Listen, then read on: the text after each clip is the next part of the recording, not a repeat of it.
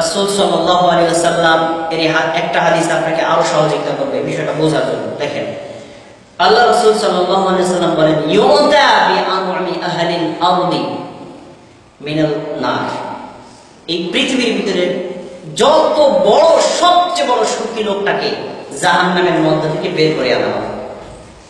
ফায়াসবু সুবকাতাম, এই জাহান্নামের মধ্যে তাকে একটা সুবনি দিয়ে আনা হবে, মানে আগুনের মধ্যে একটুখানি পুড়ে বের করে আনা হবে। বের করে আনার পরে ফায়ুকাল, তাকে জিজ্ঞেস করা হবে, হাল রাআইতা নাঈমুন কাত্তুন, তুমি তোমার সামগ্রিক জীবনে কি কখনো কোনো সুখ অনুভব করেছো? তুমি কি কখনো সুখ অনুভব করেছো? সুখে ছিলা? সুখ স্বাচ্ছন্দ্য ভোগবিলাসিতা জানো? ক্বালা, তখন সে বলল, ইয়া রাব আল্লাহ লা, হে আমার প্রভু, আমি আপনার শপথ করে বলছি আমি দুনিয়াতে কোনো সুখ বলতে কিছু বুঝিই নাই। হাদিসের এই অংশ থেকে কথাটা শিক্ষা নেন। রাসূল সাল্লাল্লাহু আলাইহি ওয়াসাল্লাম নিজেই স্বীকার করছেন এই লোকটা পৃথিবীর সবচেয়ে বেশি সুখী ছিল। তাকে জাহান্নাম থেকে বের করে আনা হলো, তাকে জিজ্ঞেস করা হলো, তুমি কি দুনিয়াতে কোনো সুখী ছিলে? সে বলল কি, আল্লাহ শপথ করে বলছি আমি কোনো সুখ অনুভবই করিনি। হাদিস থেকে কয়েকটা কথা বলে। এক নম্বর, পৃথিবীতে সবচেয়ে যে সুখী লোকটা কোথায় গেল? জান্নাতে না জাহান্নামে? কোথায় গেছে? তাহলে বোঝা যায় সুখে থাকলে বুঝে গেলে যে বেশি শত সুখী, যে যত বেশি টাকা পয়সার মালিক, সে আল্লাহর রাস্তা থেকে দূরে সরে আর কাছে আসে। দেখেন, পৃথিবীতে সবচেয়ে সুখী লোকটা, তারই তো জান্নাতে যাওয়ার কথা ছিল, কিন্তু সে কোথায় গেল? জাহান্নামে। বলেন যে ইউদা বিআনআমি আহলিল আরদি, পৃথিবীর ভিতরে সবচেয়ে সুখী লোকটা, তাকে নিয়ে আসা হলো মিনান নার, জাহান্নামের আগুন থেকে। মানে কি, সে জাহান্নামে গেছে। এরপরে জিজ্ঞেস করা হলো, তুমি কখনো সুখে ছিলে? লোকটি বললো, আমি জীবনে কোনদিন সুখে অনুভব করি নাই। সে কি মিথ্যা কথা বলেছে? না, মিথ্যা কথা বলে নাই। কিন্তু এই কথাটার অর্থ কি? এ কথার অর্থ, সে জাহান্নামে প্রবেশ করার পরে জাহান্নামের আগুন যখন তাকে গ্রাস করেছে, জাহান্নামের আগুনের তেজস্ক্রিয়তায় সে ভেবেছে পৃথিবীতে যত শান্তি করেছে সব আউট, এগুলো কোনো শান্তি না। তাহলে জাহান্নামের তেজস্ক্রিয়তা কত বেশি? সেই জাহান্নাম যদি আপনাকে গ্রাস করে, দুনিয়াতে দুনিয়ার লোভ লালসতার কারণে, দুনিয়াকে গ্রাস করার কারণে, দুনিয়ার লোভের কারণে যদি আপনি সেই জাহান্নামে প্রবেশ করেন, তাহলে দুনিয়ার এই শান্তি কি আর শান্তি থাকবে? আপনাকে জিজ্ঞেস করছি, এখানে তো রাসূল সাল্লাল্লাহু আলাইহি ওয়াসাল্লাম হাদিসটা বললেন পৃথিবীর সবচেয়ে সুখী লোক, আপনি কি সেই লোকটা হতে পারবেন? তাও তো হতে পারবেন। ধরে নেন সেই লোকটাই আপনি হলেন। সেই লোকটাকে রাসূল সাল্লাল্লাহু আলাইহি ওয়াসাল্লাম জিজ্ঞেস করলেন, আল্লাহ তাআলা জিজ্ঞেস করবেন, তুমি কোনদিন সুখ পেয়েছো? সে বলে, আমি জীবনে কোনদিন সুখই পাই নাই। তাহলে আপনার সামান্য সুখের কোনো তো মূল্যই থাকবে না। এবার আসেন পরের অংশ। অয়ুদা, সে যে শুধু কষ্টের মধ্যেই জীবনটা যাপন করছে, এ লোকটাকে জান্নাত থেকে বের করা হলো। তো দেখেন, একেবারে সবচেয়ে কষ্টের লোকটা, সবচেয়ে অসুখী লোকটা, সবচেয়ে গরিব লোকটা, সবচেয়ে নিঃস্ব লোকটা, তাকে বের করে আনা হলো কোন জায়গা থেকে? জান্নাত থেকে। তা বোঝা গেল দুনিয়াতে যারা কষ্ট করে তারা পরকালে কোথায় যাবে? বের করা। এখন জিজ্ঞেস করা হলো, ফায়ুকাল, তাকে জিজ্ঞেস করো, হাল রাআইতা রাসূল কাত্তান, তুমি কি জীবনে কোনোদিন কষ্টে ছিলে? ক্বালা, তখন সে বলল, ওয়াল্লাহি, আল্লাহ শপথ করে বলছি, লা ইয়া আল্লাহ, আমি আপনার শপথ করে বলছি আমি জীবনে কোনোদিন কষ্ট কি এরা বুঝি নাই।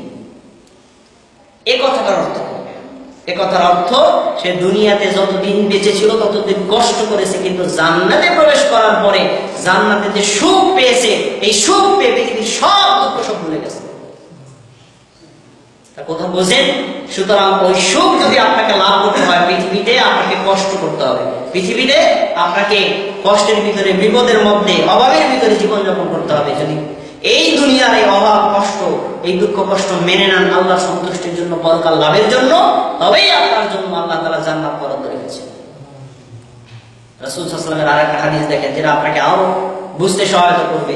রাসূল সাল্লাল্লাহু আলাইহি ওয়াসাল্লাম বললেন, ইত্তালাতু ফিল জান্নাহ, আমি জান্নাতে তাকিয়ে দেখলাম, ফারাইতু আসরাহাল ফুকারা, আমি তাকিয়ে দেখলাম জান্নাতে যারা গেছে তাদের অধিকাংশই গরিব। জান্নাতে যারা গেছে তাদের অধিকাংশ কি? গরিব। হাদিসটা থেকে এর উল্টা শিক্ষা না, তাহলে জান্নাতের কম সংখ্যক কি? ধনী। দেখছেন? অথচ উচিত ছিল কি, জান্নাতে যারা গেছে তাদের অধিকাংশ ধনী হওয়ার কথা, কারণ ধনীরা দুটো নিয়ামত পেয়েছে। একটা তার শারীরিক নিয়ামত, আল্লাহর ইবাদত করতে পারতো, আর তার আর্থিক নিয়ামত, এটা দিয়ে সে আল্লাহর পথে দান করে আরো তাড়াতাড়ি জান্নাতে যেতে পারতো। সে লোকটা কোথায় গেল? জান্নাতে। তাহলে সম্পদ আর টাকা পয়সার লোভ আর অধিক অর্থ সম্পদ অর্জন করলে জাহান্নামের সহায়তা করে, জান্নাতের সহায়তা করে না। সত্যিকার অর্থে আপনি নিজেকে চিন্তা করে দেখেন, আপনি যখন 1 লক্ষ টাকার মালিক ছিলেন, 1 লক্ষ টাকার সামান্য একটা ব্যবসা বাণিজ্য করতেন, অত চিন্তা ধারণা ছিল না। যখন আপনি 10 লক্ষ টাকার মালিক হয়েছেন, তখন আপনার টার্গেট আমি কিভাবে 50 লক্ষ টাকা ইনভেস্ট করে একটা ব্যবসা করবো, যার ফলে আরো 20 টাকার মালিক হতে পারবো। এই কারণে আপনার রাতে ঘুমিয়ে হয়। টাকা বললো, সুদটা কি বললো না কমলো? সুতরাং এই চিন্তা করতে করতে গিয়ে শেষে 5 ওয়াক্ত নামাজ সেটাও ভুলে গেছেন, রমজানের রোজা ওটাও ভুলে গেছেন, সবকিছু ভুলে যাবেন। সম্পদ পাওয়ার পরে সম্পদের উপর থাকার মাধ্যমে আল্লাহর ইবাদত করার মতো লোক খুব কম আছে। এরপরে রাসূল সাল্লাল্লাহু আলাইহি ওয়াসাল্লাম বললেন, ফারাআইতু ফিন্নার ওয়াত্তারাতু ফিন্নার, আমি জাহান্নামের দিকে তাকিয়ে দেখলাম, ফারাআইতু আকসারু আহলুহাল নিসা, আমি জাহান্নামের দিকে তাকিয়ে দেখলাম জাহান্নামের অধিকাংশই হলো নারী। তাহলে জাহান্নামের অধিকাংশ যদি নারী হয় পাল্টা, তাহলে জাহান্নামের কম সংখ্যক পুরুষ, জাহান্নামের কম সংখ্যক পুরুষ। তাহলে জাহান্নামে বেশি গেছে কারা? নারীরা। যাওয়ার কথা ছিল পুরুষরা। কেন জানেন? জান্নাতে যাওয়ার জন্য নারীদের একেবারে সহজ পন্থা, কিন্তু পুরুষের সহজ পন্থা না, তার অনেক দায়িত্ব আছে। দেখেন একটা হাদিস, সহিহ ইবনে হিব্বানের হাদিস, রাসূল সাল্লাল্লাহু আলাইহি ওয়াসাল্লাম বলেছেন, একজন নারী যদি 4টি কর্ম সম্পাদন করে, তাহলে কিয়ামতের দিন তাকে অপশন দেওয়া হবে জান্নাতের 8টা দরজার যে কোনো একটা দরজা দিয়ে জান্নাতে প্রবেশ করবে। কি? সে তার নিজের সতীত্ব হেফাজত করবে, তারপরে নিজের সতীত্ব হেফাজত করবে, স্বামীর আনুগত্য করবে, এরপর 5 ওয়াক্ত সালাত আদায় করবে, রমজান মাসে সিয়াম পালন করবে। কয়টা? মাত্র 4টা কাজ সম্পাদন করলে আল্লাহ তার জন্য জান্নাত বরাদ্দ রেখেছেন। একেবারে কিভাবে তুমি জান্নাতের যে দরজাতে যেতে চাও সেটাই। এত সহজ করার পরেও এরা কোথায় গেল? বেশি জাহান্নাম। আর পুরুষের বিশাল দায়িত্ব, সে নিজেকে হিসাব করে রাখবে, নিজের স্ত্রীর খবর রাখবে, সন্তান সন্ততির খবর রাখবে, পরিবারের খবর রাখবে, আবার যদি সে কোনো স্থানের দায়িত্বশীল হয় সে দায়িত্বের খবর রাখবে, রাষ্ট্রের দায়িত্ব রাষ্ট্রের খবর রাখবে, কত কিছু। এত কিছুর হিসাব দিয়ে তাকে জান্নাতে যেতে হবে। এরা জাহান্নাম থেকে মুক্তি পেয়ে জান্নাতে গেল, আর নারীরা তারা কোথায় গেল? জাহান্নামে। হিসাব কোন খেয়াল রাখবে। সুতরাং আপনাকে হিসাব করতে হবে, আমি কোন মাইন্ডের অবস্থানে চলছি।